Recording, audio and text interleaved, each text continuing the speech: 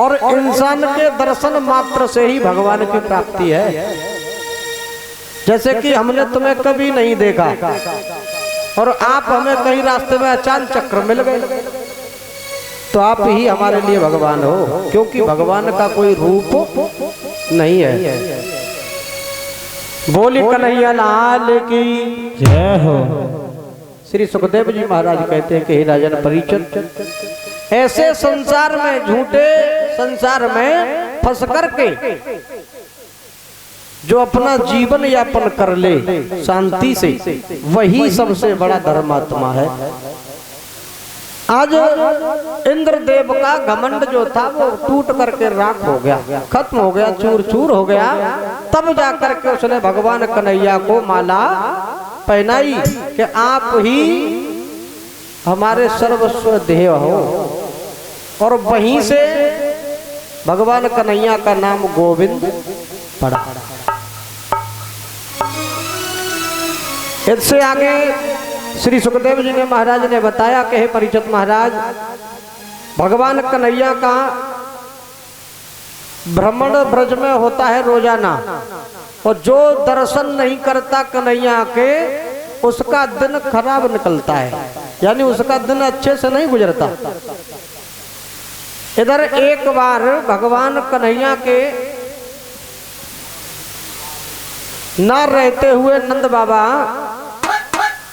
कार्तिक में एकादशी के दिन यमुना स्नान के लिए गए। जब स्नान के लिए गए तो जल में वास होता है वरुण भगवान, वरुण देव। तो वरुण महाराज के कुछ यक्ष थे जो गुप्तचर थे, वो जल में घूम रहे थे। जब सुबह काल में यमुना जी पर जब नहाने के लिए पहुंचे हैं बाबा नंद, तो उन्हें उन गुप्तचरों ने पकड़ लिया और पकड़ करके वरुण देव के यहाँ पहुंचा दिया। जब पहुंचा दिया, नंद बाबा ने अपने मन ही मन अपने कन्हैया का नाम लिया कि आज हम बड़े संकट में हैं। तो गोविंद भगवान वहां से दौड़े और सीधे वरुण लोक में पहुंच गए। जब वरुण धाम में पहुंचे तो वहां पर बाबा नंद बैठे हुए हैं उदास मन से। तो भगवान कन्हैया ने वरुण देव से कहा कि आपने ऐसा दुस्साहस क्यों किया?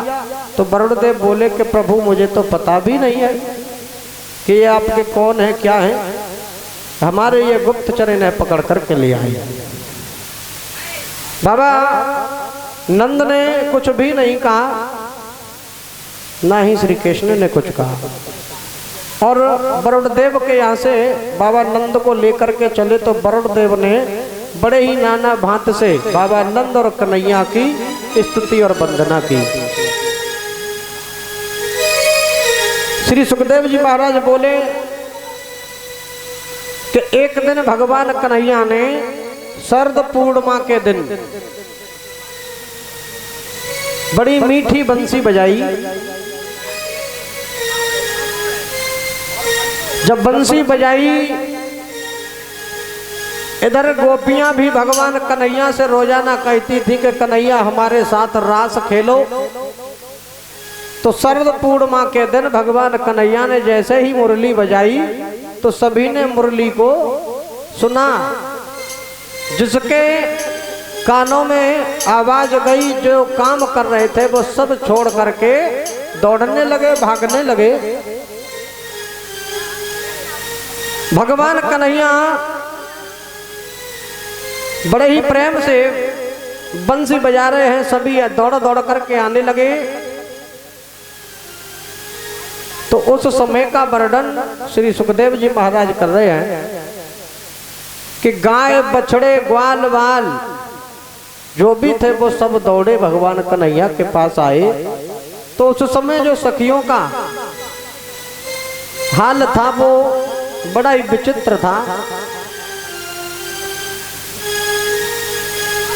सभी एकत्रित हो गए। भगवान कन्हैया ने बंसी को बजाना बंद कर दिया तो सभी गोपियां कहने लगी कि अरे कन्हैया, तुम्हारी बंसी से बड़ा ही रंग बरसता है और इसे बजने से ही हमारे मन को शांति मिलती है, बड़ा आनंद आता है।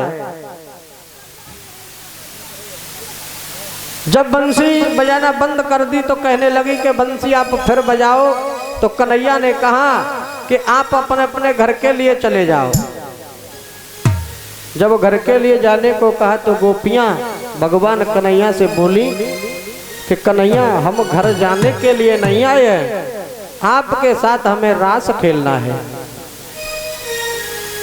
तो जो गोपियों का हाल था परिषद जी कि उनका श्रृंगार बड़ा ही अद्भुत है। कहीं काजल की जगह लाली लगी है और लाली की जगह काजल लगा है। नीचे वाले जो वस्त्र होते हैं उन्हें ऊपर पहन लिया, साड़ी को अपनी कमर से लपेट लिया, सभी अद्भुत श्रृंगार किए हुए हैं। इधर कैलाश पर्वत पे मैया पार्वती भी तैयार होने लगी, सज धज के चलने लगी। तो बाबा भोलेनाथ ने देखा कि शादी विवाह जब हुआ था हमारा तब भी गौरा का पार्वती का ऐसा रूप नहीं देखा था, लेकिन आज तो इसने बड़ा ही अद्भुत रूप सजाया है।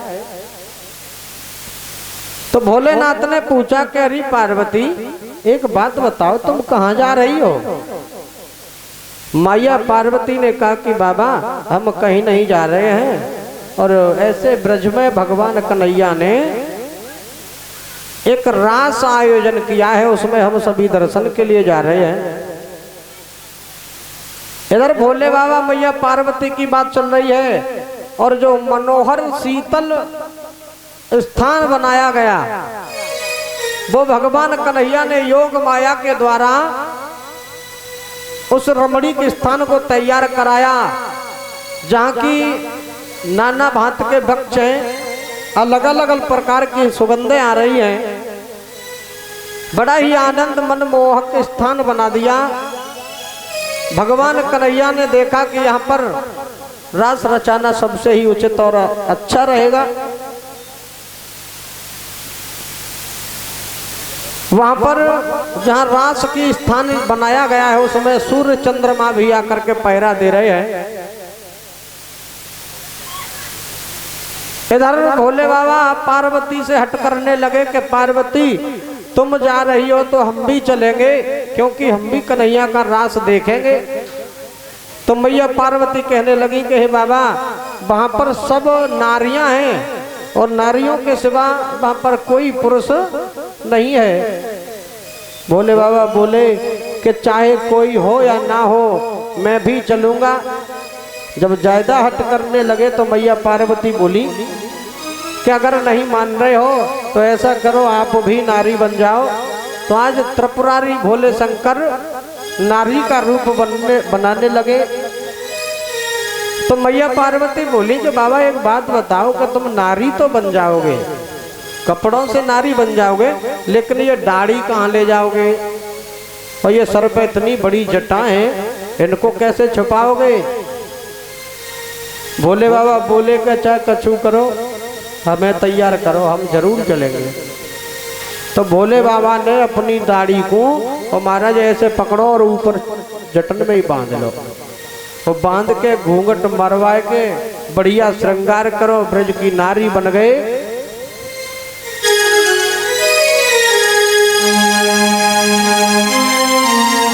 एक दिना भोले भंडारी बन करके ब्रज नारी गोकुल में आ गए हैं, गोकुल में आ गए हैं।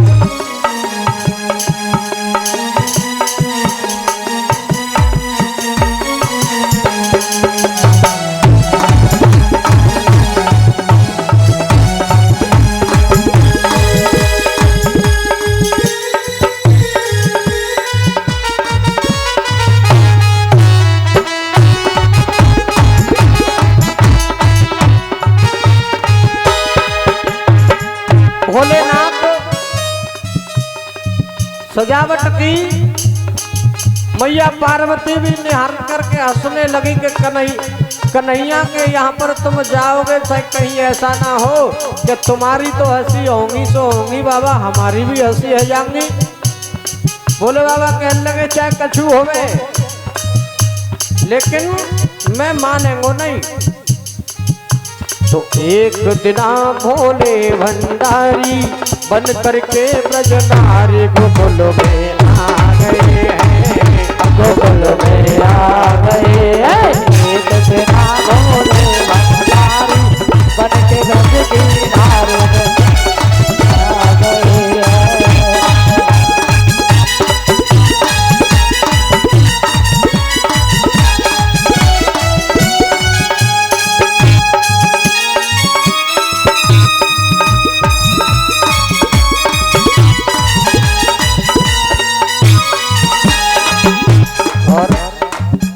भोले बाबा मैया पार्वती से बोले, मानो हमारा कहना मैं भी चलूंगा तेरे साथ में, मानो हमारा कहना मैं भी चलूंगा तेरे साथ में। हे पार्वती चाहे कुछ भी कह लो, मानो हमारा कहना मैं भी चलूंगा तेरे साथ में। मानो हमारा कहना मैं भी चलूंगी प्यारे साथ में। तू लगा के घूंघट, लगा के घूंघट होठन लाली, सजन लगे त्रिपुरारी गोकुल में आ गए, गोकुल में आ गए।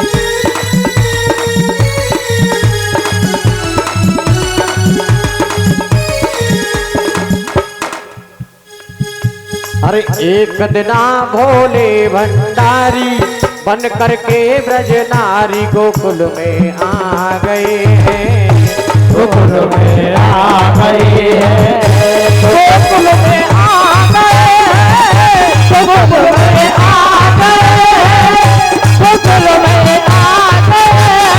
एक दिना भोले भंडारी बन करके ब्रज नारी गोकुल में आ गए, गोकुल में आ गए, गोकुल में आ गए। आज भोले बाबा ने अद्भुत रूप श्रृंगार बनाया।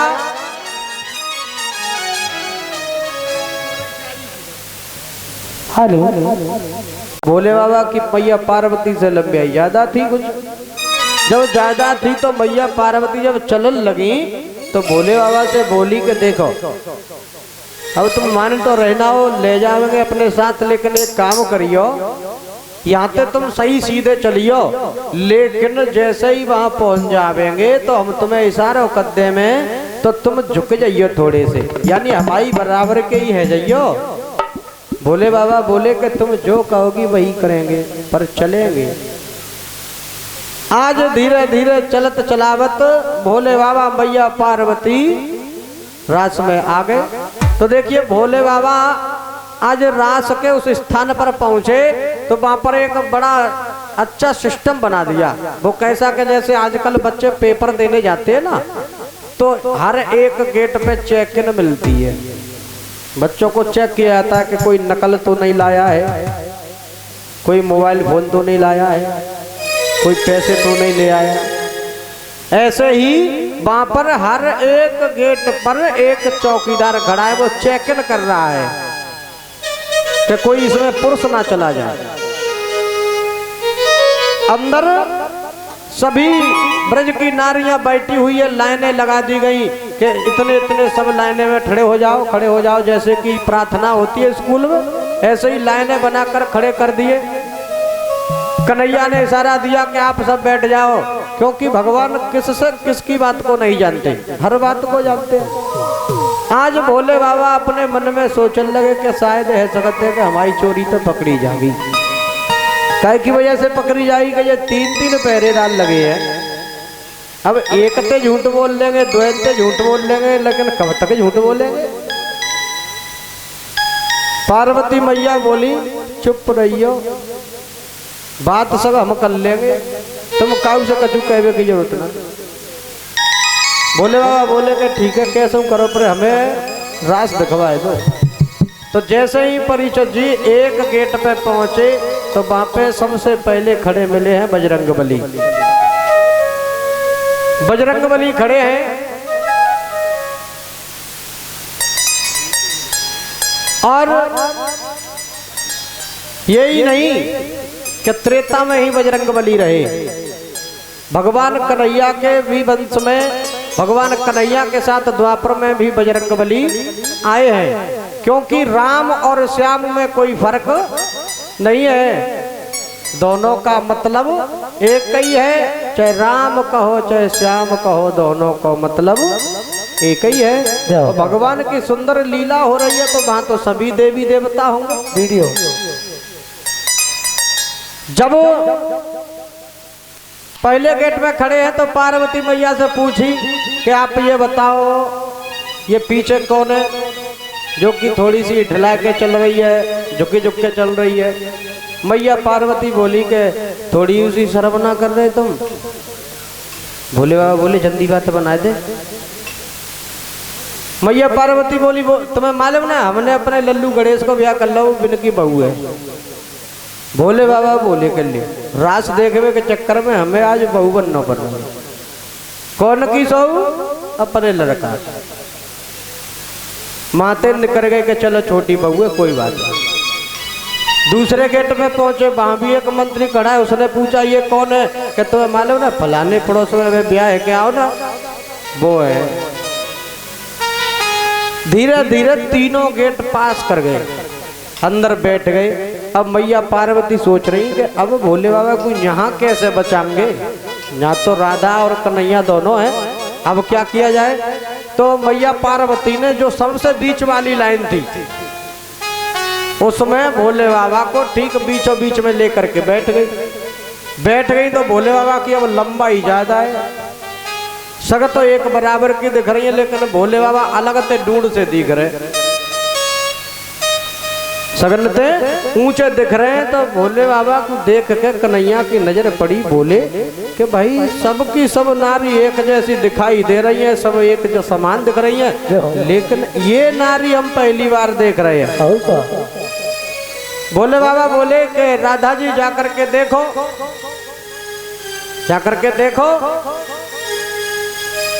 तो राधा जी पहुंची पास में, तो कन्हैया कह रहे हैं कि एक अगार बैठी और एक पिछार बैठी, और ये किन की दोलनिया घूंघट मार बैठी, पिछार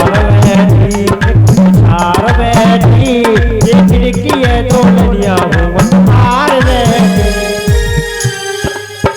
भोले बाबा की लंबाई को देख करके कन्हैया बोले एक अगार बैठी है, देखो ये 5वें 6वें नंबर पे जाके देखो राधा जी, और पीछे तो गिन लो 5-6 के बाद में बीच में जो बैठी है बाई को जाके देखो बस। कैसे कि यहाँ पे कोई नारी बिना पर्दा के है, सभी, किसी ने घूंघट नहीं मारा, इसने एक तो घूंघट मार लिया है, और घूंघट के बावजूद ये सबसे लंबी है, सबसे थोड़ी सी अष्टपुष्ट भी है। कन्हैया बोले एक अगार बैठी एक पिछार बैठी, और ये किन की दोलनिया घूंघट मार बैठी, अरे ये कैसी सुलह है घूंघट मार बैठी, ये कैसी सुलह है घूंघट मार बैठी।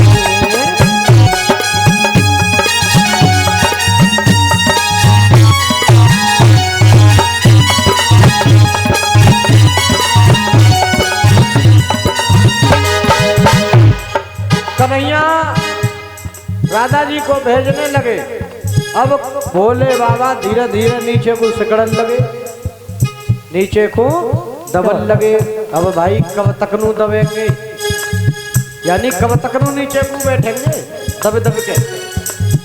मैया पार्वती बोली के बाबा तुमने मने करी हमने, और तुमने भाई भजी तो करवाए दो। बोले बाबा कह रहे कहीं तुम चुप रहो, ने धीरे शांत रहो, हमारी आवाज निकल गई तो, अगर हमारी थोड़ी सी आवाज निकल गई तो चेक में हेवे तो ही पहले पकड़ जाएंगे। हो बोले बाबा मैया पार्वती तो कह रहे हैं कि देखो आओ तुम कैसे कोशिश है सके तो बचा लियो, और नहीं मैं घूंघट खोले कोई नहीं, चाहे कोई कचू कहते रहे मैं नहीं खोलेगा घूंघट। और भोले बाबा को कन्हैया इशारों कर करके बता लगे राधा जी ढूंढ रही। अब लीला है भगवान की, राधा जी एक दूसरी पे हाथ रख दे करे के जिवारी, कन्हैया करे नहीं, पल्लक देखो फलानी वो बैठी है। राधा जी और दूसरी लाइन में पहुंच गई, जब दूसरी लाइन में पहुंची फिर बोली ये बारी के नहीं, फलानी लाइन को एक आगार बैठी एक पिछार बैठी, ये किनकी दो लमिया मार बैठी। अरे ये कैसी गुलामिया घोकत मार बैठी, ये कैसी गुलामिया घोकत मार बैठी, ये कैसी गुलामिया घोकत मार बैठी। कन्हैया राधा जी को बता रहे हैं। राधा जी जब भोले बाबा के पास पहुंची, अब भोले बाबा ऐसे करके सिकड़न लगे कि शायद अब वो बच गए, अबे वो बच गए। राधा जी ने जाके जैसे ही भोले बाबा से कही कि तुम को है कहाँ से आई हैं, अब थोड़ा घूंघट खोलो। कैसे कह यहाँ तो सब स्त्री हैं। भोले बाबा बोले मैया पार्वती को इशारों कर दो, इनसे पूछ लो। मैया पार्वती बोली कि ऐसा है जो हमारी लल्लू की बहू है और आगे कन्हैया बैठे हैं और इनके सामने घूंघट नहीं खोलो। राधा जी बोली कि कन्हैया जे अपने लल्लू की बहू बता रही है, जे जासू घूंघट ना खोल रही। कन्हैया बोले कि आज काऊ की कोई शर्म ना आती, ना काऊ की कोई लाज आती, आज तो सब एक समान है। भोले बाबा के पास में कन्हैया पहुंचे दौड़ के और बोले कि थोड़ा घूंघट खोलो। भोले बाबा बोले कि अब फंस गए जाल में, कन्हैया नहीं मानेगो, घूंघट खोलना पड़ेगा। एक दो बार कई भोले बाबा ने घूंघट नहीं खोलो तो कन्हैया ने थोड़ा सा पीछे झटका, जैसे ही मारो भोले बाबा एकदम सपासट खुले गए। जब खुले है गए भगवान कन्हैया साहब ने मुँह लटका खड़े है गए। कन्हैया बोले कि काय बाबा, भोलेनाथ बोले कि कन्हैया हमारा मन हो देखवे को, जासू छुप छुप के तो आए और तुमने फिर पकड़ ले। कन्हैया बोले कि अच्छा चलो आ गए हैं तो कोई बात नहीं है, आप पहले जाके स्नान करो।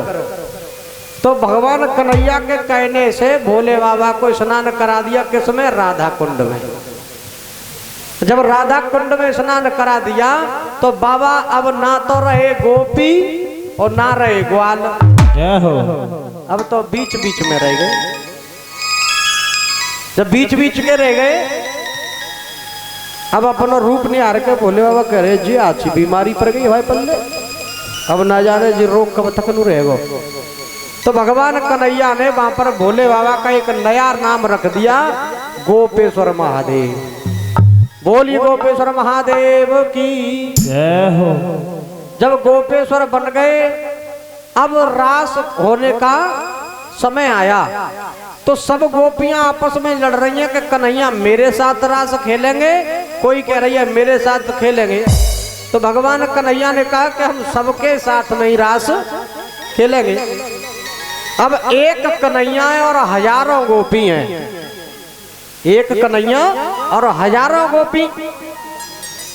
तो परीक्षित जी कहने लगे कि सुखदेव जी मेरी समझ में नहीं आया कि कन्हैया ने कहा कि सबके ही साथ रास खेलेंगे, तो ऐसे का कन्हैया पे कौन सा वो है अमृत, कौन सा चिन्ना मित्र जो कि सगंध को बांट देवो, जब एक शरीर है हजारन के पास कैसे पहुंचावेगो। तो सुखदेव जी कहने लगे कि परीक्षित जी तुम्हें पता नहीं है, ये वही नारियां गोपी हैं जो त्रेता युग में भगवान राम के लिए रोती बिलकती रह गई थी। जब राम का वनवास हुआ था उस समय जितनी जो सखियां गांव की उस अवध नगरी की थी वो रोती बिलखती रह गई। वही अवध की नारियां आज गोपी के रूप में वह मौजूद है। तो भगवान कन्हैया ने बंसी को बजाना प्रारंभ किया और बंसी बजने लगी। रास प्रारंभ हुआ, रास खेल रहे सभी बड़े भाव से प्रेम से। तो भगवान कन्हैया ने ऐसी माया फैला दी कि सबको नजर आ रहा है कि कन्हैया मेरे पास है। उन्हें प्रतीत हो रहा है कि कन्हैया मेरे साथ है और किसी के साथ नहीं है। बड़े ही मगन होकर के रास होने लगा। आप भी सभी मेरे साथ साथ बोले क्या बात।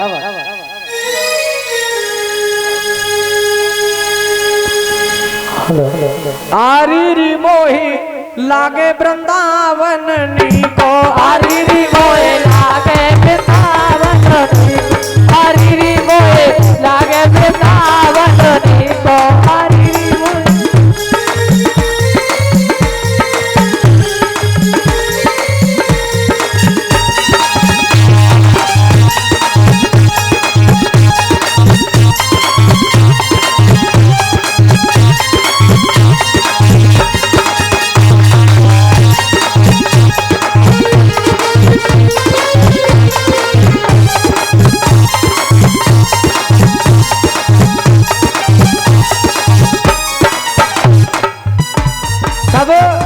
थोड़ी थोड़ी ताली बजा 100-100 ग्राम।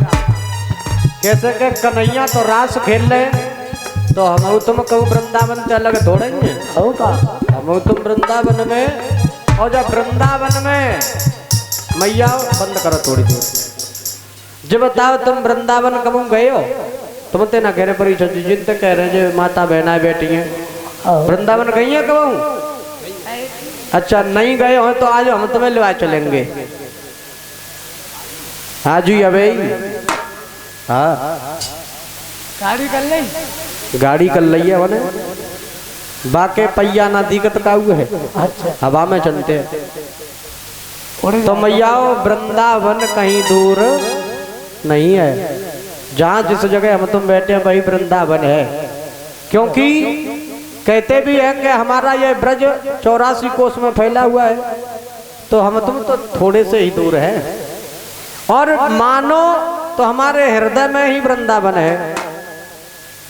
इसलिए सभी बड़े भाव से बोले सखीरी मोहे लागे वृंदावन नीको, सखीरी मोहे लागे वृंदावन नीको, सखीरी मोहे लागे वृंदावन नीको।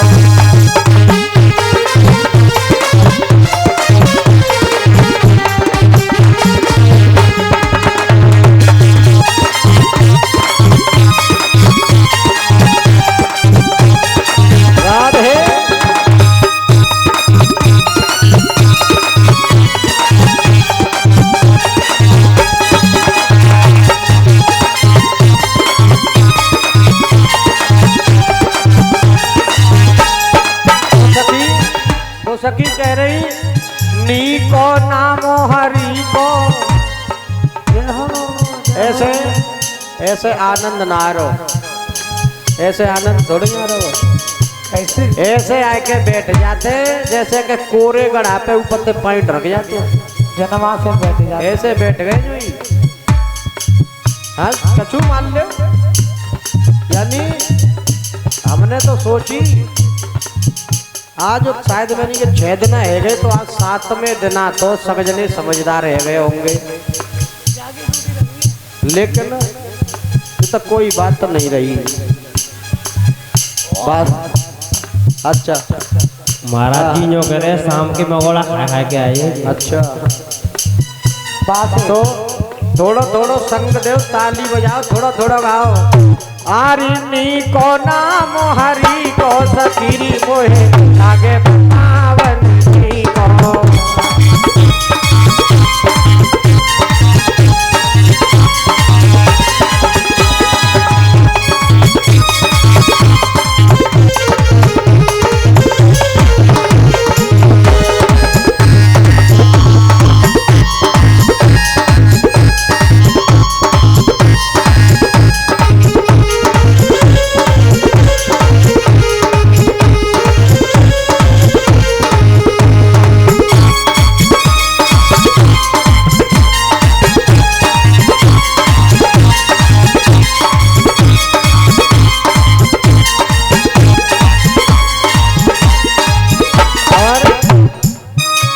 निर्मल नीर बहे यमुना में भोजन दूध दही को।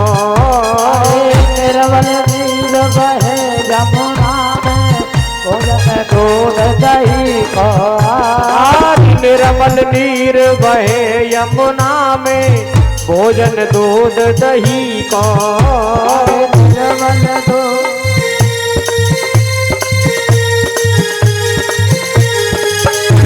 सोनी को नाम हरि को सखीरी मोहे लागे बिनावन को।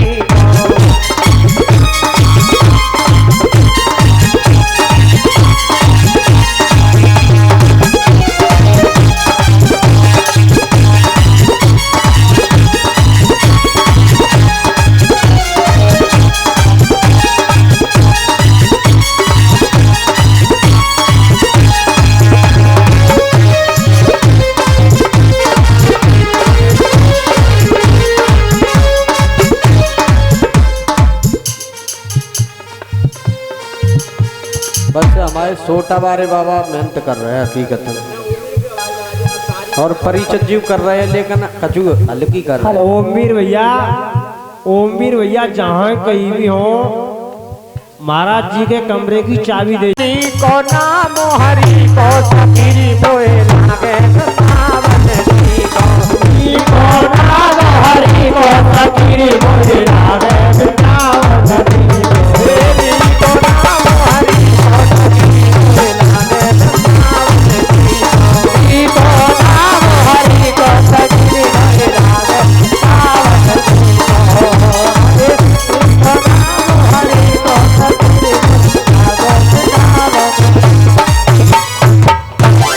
भगवान की लीला है, बड़ा ही आनंद आ रहा है। सभी सखियां रास खेलने में मगन है, किसी को ये पता नहीं है कि कन्हैया उसके पास है या नहीं। वो समझ रही है कि कन्हैया हमारे ही पास है। तो महाराज जी 6 महीने लगातार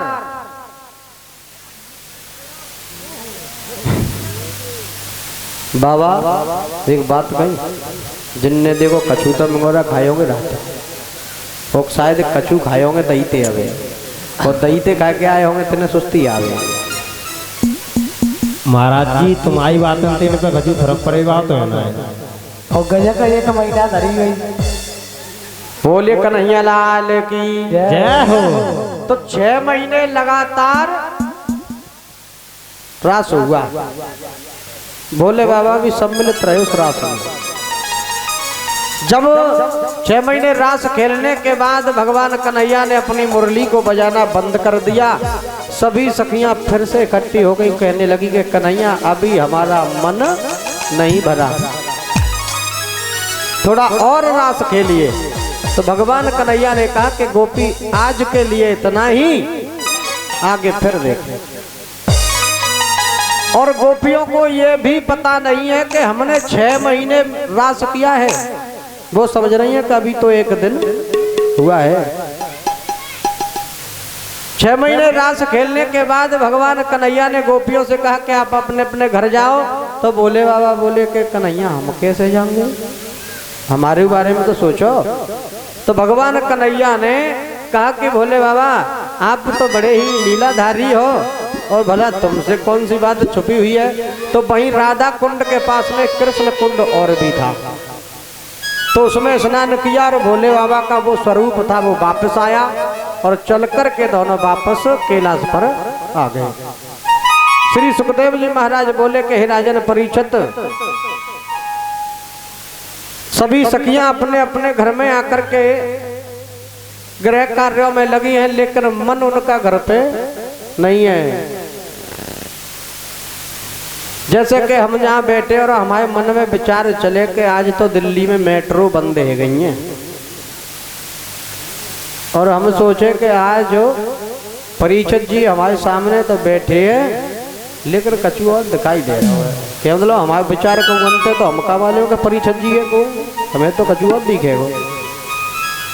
यानी सखियां काम तो कर रही हैं, लेकिन मन उनका घर में बिल्कुल नहीं है। तो कन्हैया को कोई तो सखी घर जाकर के फिर से भी ढूंढने के लिए आई, लेकिन कन्हैया नहीं मिले। गोप ग्वालों के साथ में भगवान कन्हैया नाना भांति की लीला रचाने लगे हैं। इधर भगवान कन्हैया को मारने के लिए कंस ने फिर एक योजना बनाई कि इसको कैसे मारूं। उसने सोच समझ करके एक यक्ष को भेजा। उस यक्ष को भेजा तो उस यक्ष ने एक पेड़ को उखाड़ लिया, और जब उखाड़ लिया वो भगवान कन्हैया में फेंक के देने लगा। तो भगवान कन्हैया बोले तो थोड़ा ठहर तो सही, कायरों की तरह वार कर रहा है। जो पीछे से वार करे वो कायरता है, वीर तो हमेशा सामने से लड़ता है।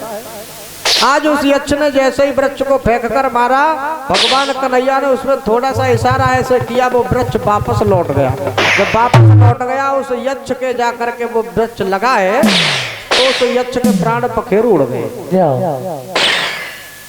इसके आगे भगवान कन्हैया ने अरिष्टासुर को अभिवध किया, और अरिष्टासुर का वध करने के बाद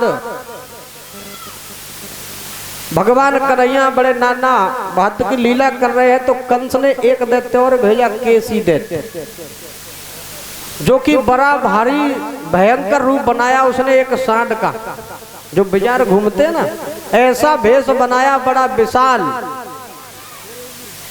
और विशाल रूप धारण करके वो कन्हैया को मारने के लिए दौड़ा हुआ आ रहा है। तो भगवान कन्हैया ने उसे उसके सींगों को पकड़ा, और पकड़ करके उसे घुमाते घुमाते आसमान में उड़ गए, और आसमान में जाकर के एकदम से छोड़ दिया।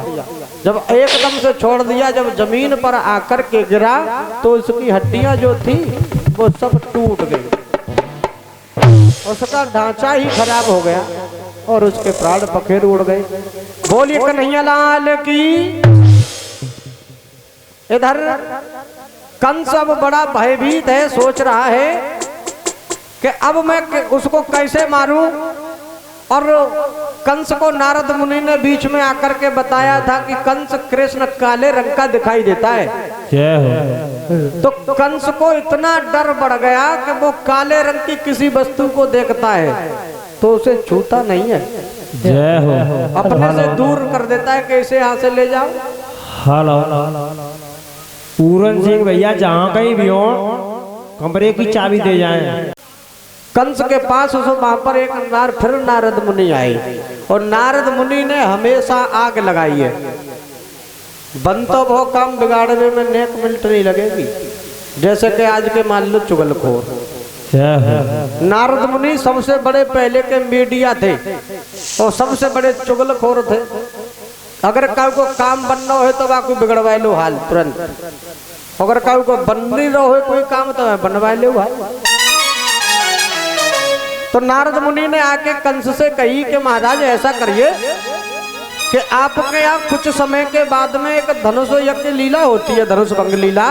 आप उसमें ऐसा करो कि किसी से कन्हैया नहीं जब मर पाया है तो ऐसा करो उसे न्योता दे के बुला लो, और न्योता दे करके बुला लो, और जब कन्हैया तुम्हारे यहाँ आ जाए तो खुद अपने हाथों से मार देना। कंस ने सोचा कि ये सबसे ठीक रहेगा, यही काम सबसे बढ़िया है। कैसे कि अबे तक काउने न मार पाओ, और मैं बहुत बलधारी हूँ, और जब यहाँ आ जाएगा तो हमारे घर में तो निकल को जाओ मुश्किल, कितना ने के घरे तो कुत्ता शेर बनते है।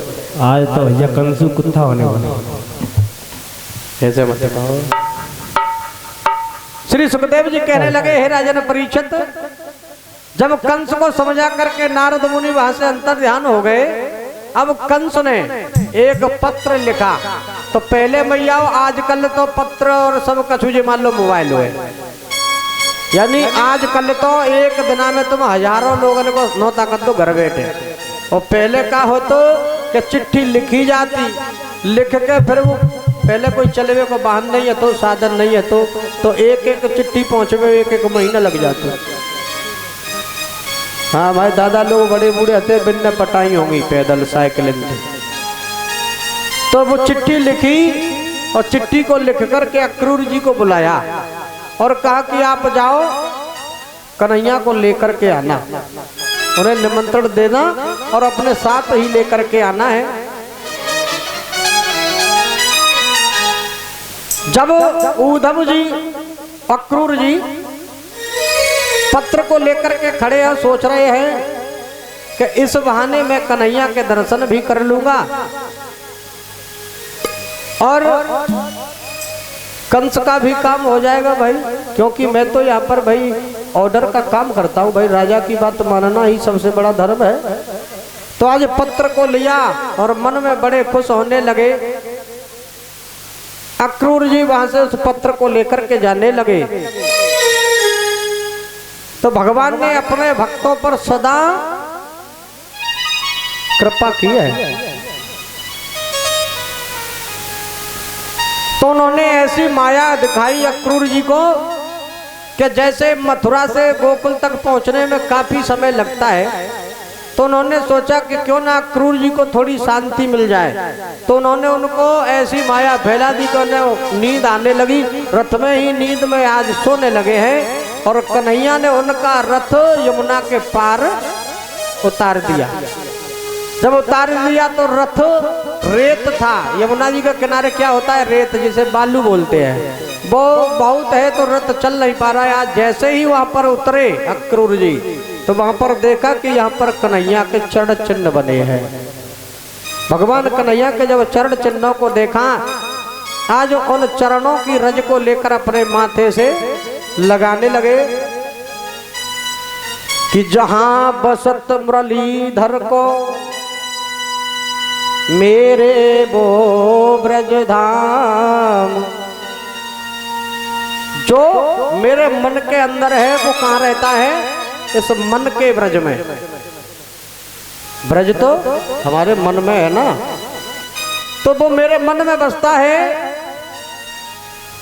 लेकर आगे बढ़ गए कोई कृष्ण जी को ना। आज उनको उस रज को लेते हैं, माथे से लगाते हैं और आगे बढ़ते जा रहे हैं, भगवान का गुणानुवाद कर रहे हैं। अक्रूर जी जाकर के पहुंचे नंद भवन। जब पहुंचे तो उन्होंने सबसे पहले खबर सुनाई बाबा नंद को। नंद को खबर सुनाई, सुनकर के बेचारे दुखी हो गए कि कंस ने शुरुआत से हमारे पुत्रों को मारने के लिए बहुत सी योजनाएं बनाई हैं और अब वहां बुला रहा है, ना जाने क्या होगा।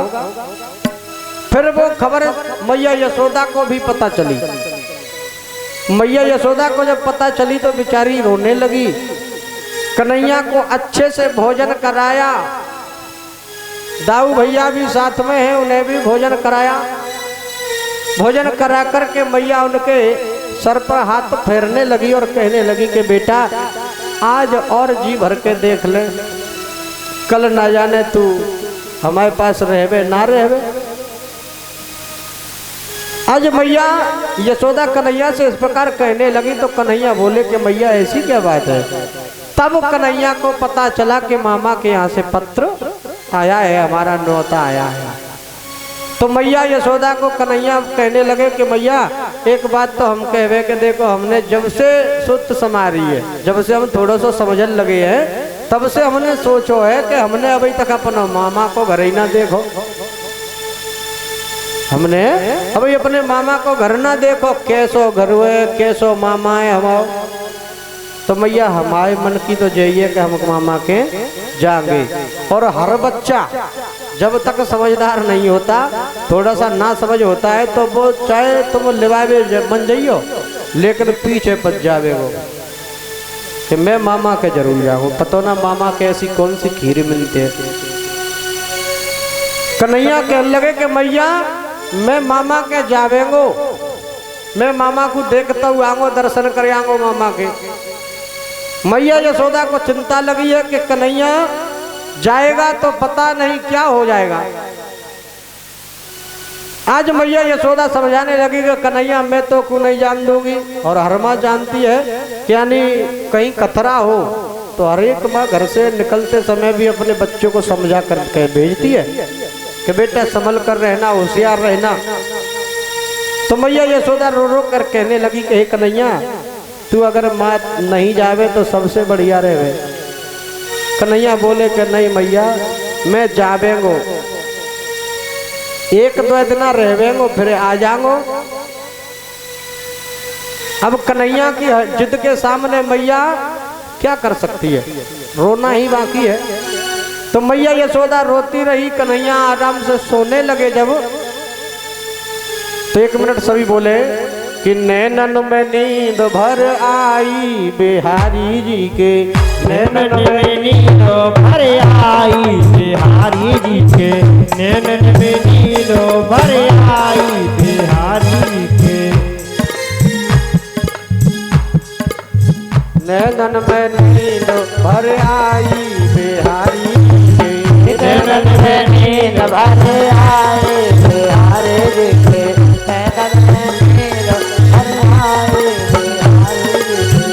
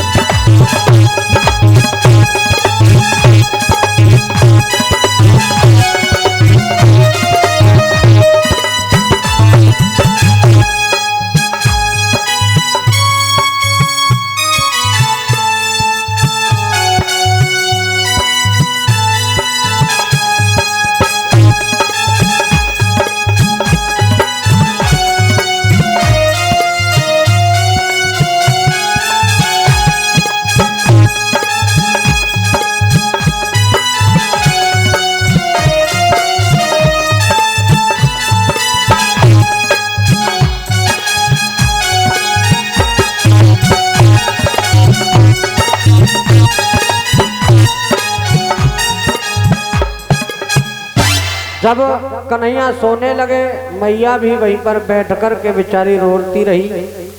रात्रि भर मैया ने नींद नहीं ली। श्री सुखदेव जी समझाने लगे कि हे राजन परीक्षित,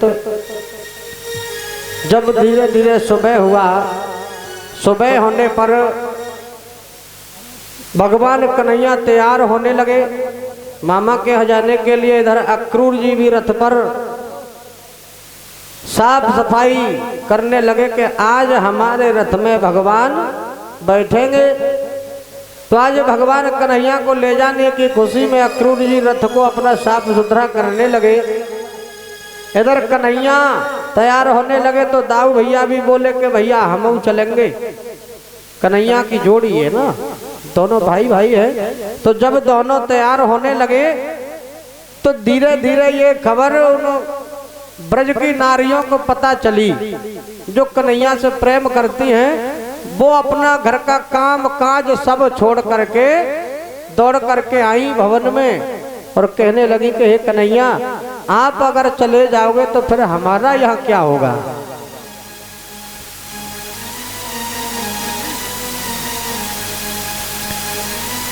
जब सभी सखियां कहने लगी है, आज रो रो करके कहने लगी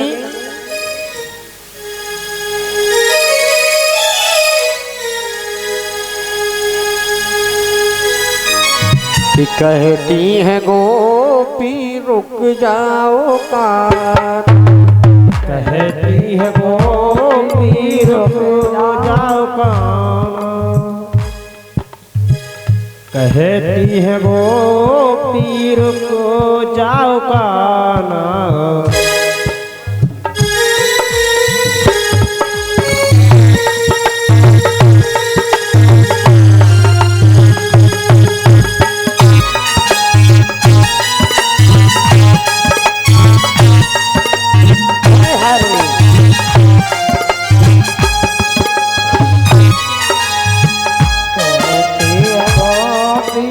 रुक जाओ काना, कहती है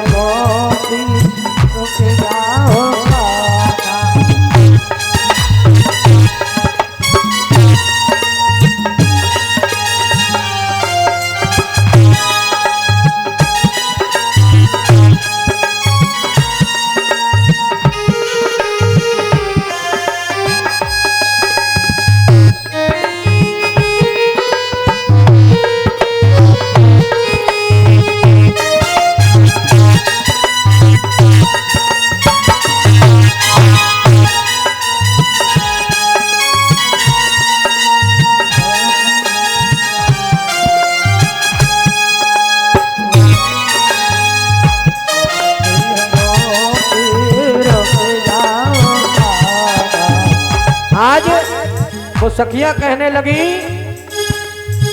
कहती है गोपी रुक जाओ कान्हा,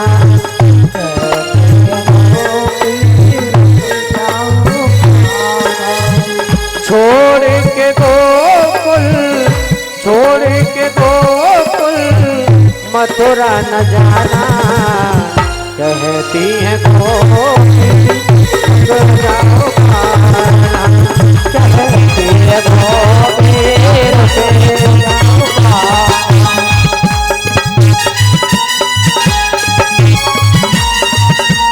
हे हरि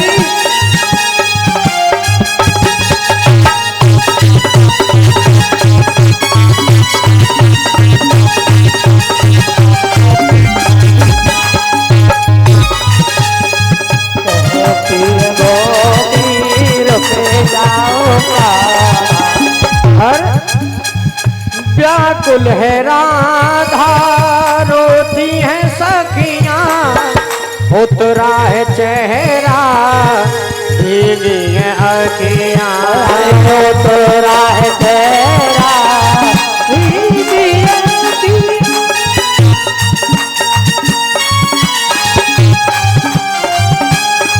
हे कन्हैया रोती है राधा, व्याकुल है सखियां, उतरा है चेहरा भीगी है अखियां, उतरा है चेहरा भीगी है अखियां, उतरा है चेहरा भीगी है अखियां।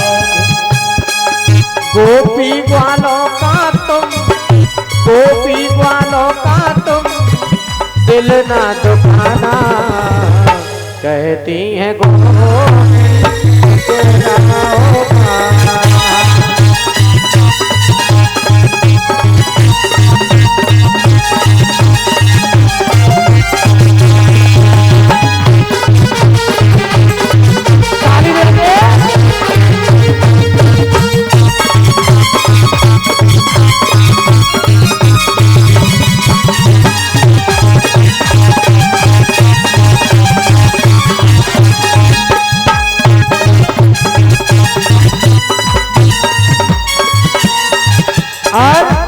वो गोपी कहने लगी, कहे कन्हैया सुना है पन घट सुनी डगर है, तन मन की मोहन किसको खबर है, तन मन की मोहन किसको खबर है।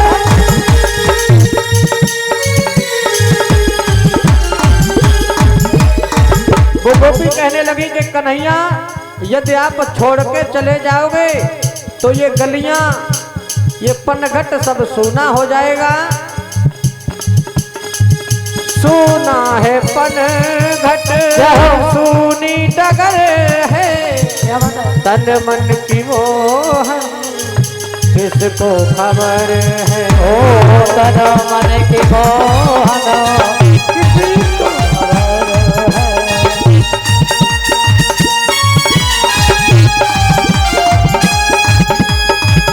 भूल गए क्या, भूल गए क्या रास रचाना, कहती है गोपी जाओ कान्हा,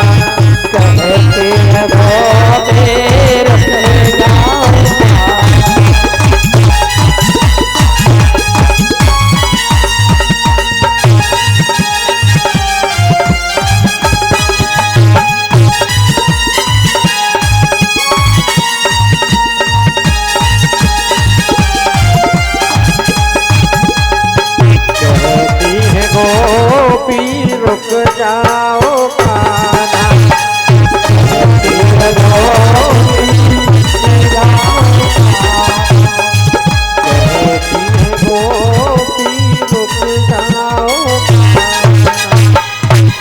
गोपी कहने लगी कि हे कन्हैया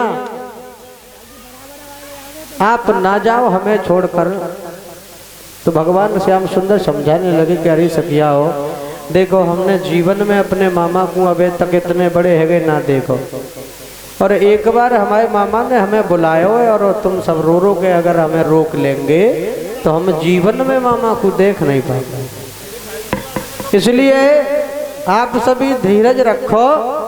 हम आज जा रहे हैं, कल न्योता खाएंगे और परसों आ जाएंगे।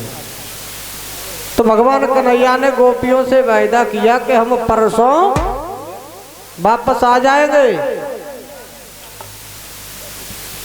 हाँ, पुराने पहले रिश्तेदारी में 3-3 दिन रुकत है। जब परसों की कही तो कुछ सखियों को थोड़ा ये भी सोचा उन्होंने कि अगर 3 दिन के लिए जा रहे हैं तो कोई बात नहीं है, लेकिन भगवान कन्हैया ने इन 3 शब्दों में, 3 अक्षरों में बहुत बड़ी बात कही। परमाने बहुत, परमाने बहुत और 100 माने 100, बहुत सी वर्षों के बाद आने का वादा किया। लेकिन सखियां नहीं समझी। आज भगवान कन्हैया उनसे वादा करके जब चलने लगे तो सखियां जो ललिता, विशाखा, राधा इत्यादि जो भी थी वो सभी फूट फूट करके रोने लगी और कहने लगी कि हे कन्हैया, आप जा तो रहे हो लेकिन एक बात हमारी भी सुनते जाओ कि आप जाकर के हमें भूल मत जाना। इधर भगवान कन्हैया उन्हें तसल्ली बधाने लगे, कह रही सखिया वो ऐसा नहीं है, हम जरूर लौट करके आएंगे। सबको समझा दिया लेकिन एक राधा नहीं मान रही है। राधा जाकर के अक्रूर जी का जो रथ खड़ा हुआ था, राधे राधे महाराज जी, बड़े लेट है। आज भगवान कन्हैया राधा को नहीं समझा पाए तो आज राधा कहां पर पहुंची, जहां अक्रूर जी का रथ खड़ा है और रथ के आगे जाकर के जमीन पर लेट गई। जब लेट गई तो भगवान कन्हैया बोले कि अरे राधा, आप ऐसा ना करो, इस प्रकार यदि आप हमें रोकोगी तो मुझे भी आपको देख करके रोना आ जाएगा।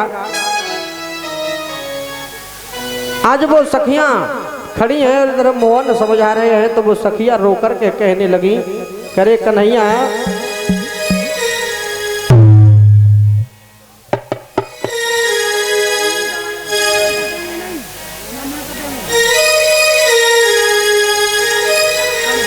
कि सावरे बिन तुम्हारे, जाओ कि सावरे बिन तुम्हारे ये जीना लगे, सावरे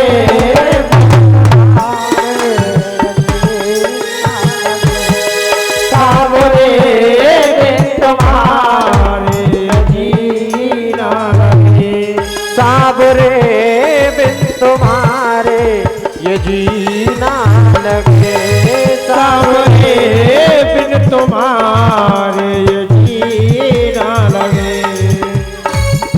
और आकर दरस दिखाओ, आकर दरस दिखाओ, मोहन दरस दिखाओ, मोहन दरस दिखाओ, ये जीना लगे, सावरे बिन तुम्हारे ये जीना लगे, सावरे बिन तुम्हारे ये जीना लगे।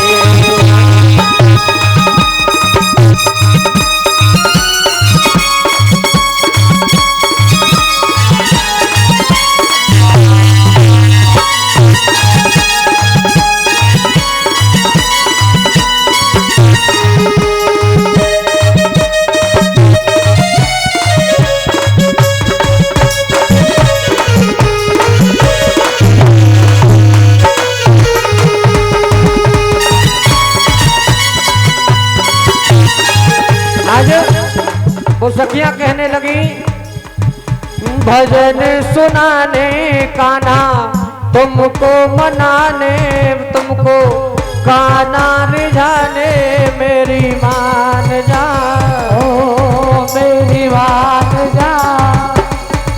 एक कन्हैया, हम सखी जितनी भी ब्रज गोपियां हैं वो सब तुम्हारे प्रति भजन गाती हैं, नृत्य करती हैं, तुम्हें मनाती हैं, रिझाती हैं, खिलाती हैं, और इतना प्रेम और स्नेह होकर के भी तुम हमें छोड़कर जा रहे हो। भजन सुनाने का ना तुमको मनाने मैं तो आई हूँ,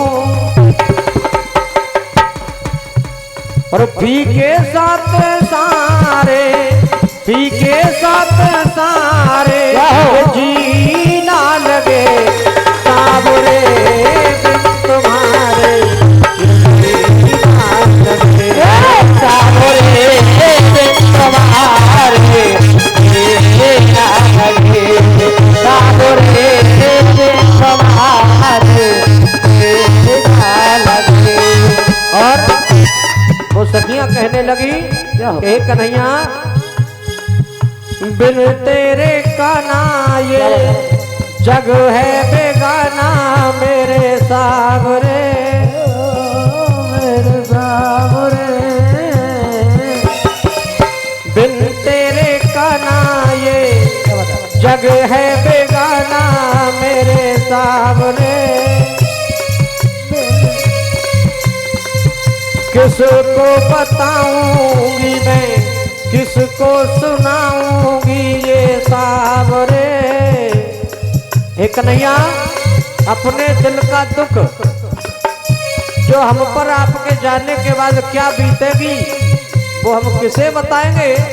तो वो सखी कहने लगी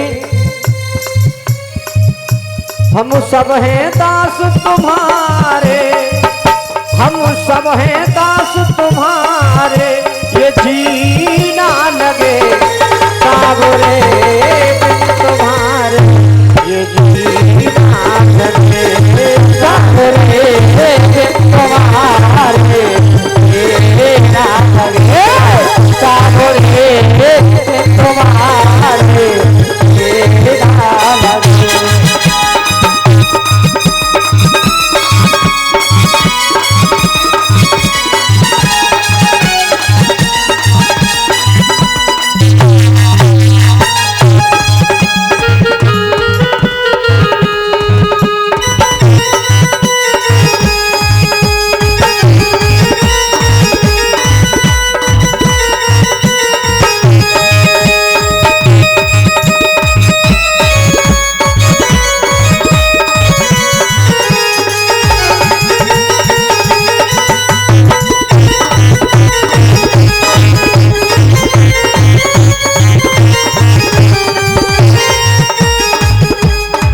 सावरे बिन तुम्हारे जीना लगे सावरे बिन तुम्हारे जीना लगे सावरे बिन तुम्हारे जीना लगे।